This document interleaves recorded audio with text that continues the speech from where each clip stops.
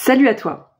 Aujourd'hui, je vais répondre à une question qui revient très souvent quand on parle d'écrire un livre.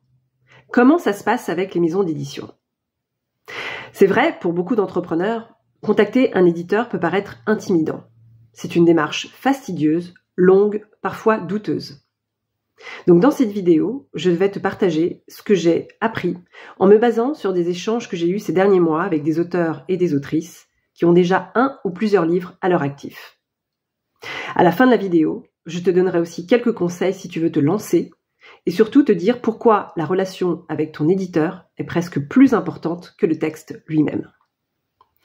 Alors la première chose à savoir, c'est que pour certains profils, par exemple si tu es coach LinkedIn, expert en prise de parole, conférencier ou leader reconnu, tu as déjà une communauté. Et ça change tout pour les maisons d'édition. En effet, si tu as des abonnés, tu gagnes en crédibilité. Les maisons d'édition vont donc te voir comme un auteur rentable ou prometteur commercialement, parce que tu as des relais de visibilité. Car un livre, c'est un produit qui doit se vendre, c'est logique. Donc forcément, si tu as déjà une présence sur les réseaux, ça rassure les éditeurs. Je pense notamment à LinkedIn, mais aussi à Instagram, où la mise en avant de ton expertise sous forme de vidéos, de reels, de carousel est un vrai plus. Pour la maison d'édition, c'est presque tout aussi important que la qualité de ton texte. Alors généralement, l'éditeur ou le directeur de collection va te contacter directement.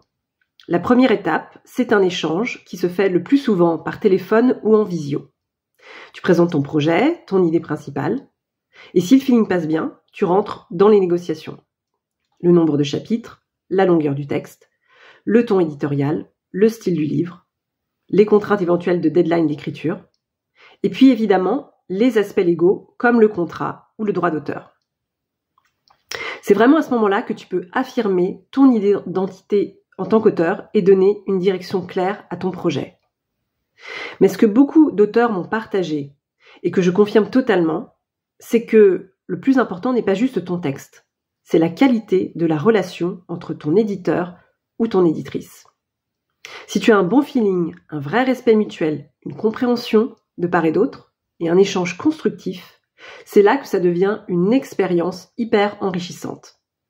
Parce que l'éditeur, c'est aussi la personne qui va t'aider à peaufiner ton message, à toucher encore plus de lecteurs. Donc soigne cette relation. Parce que finalement, c'est un peu comme celle avec ton banquier.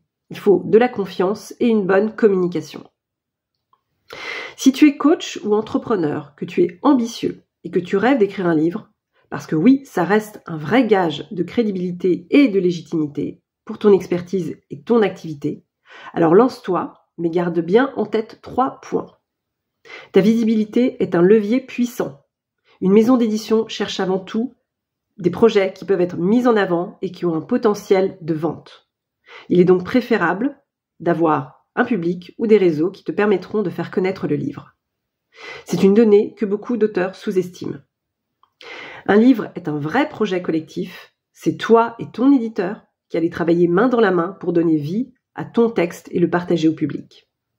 Et enfin, troisième point, la vraie clé, au final, c'est la dimension humaine de cette collaboration. Les maisons d'édition sauront entendre l'appel de ton projet et cheminer jusqu'à toi. Parce qu'au fond, ce n'est pas seulement un texte qu'elles viennent chercher, c'est une voix, une vision, un univers à partager. Alors si tu fais partie de ceux qui veulent vraiment marquer leur expertise dans un livre, tu trouveras toutes les infos pour me contacter dans la barre de description. Je te remercie de m'avoir écouté et je te dis à très bientôt pour une nouvelle vidéo.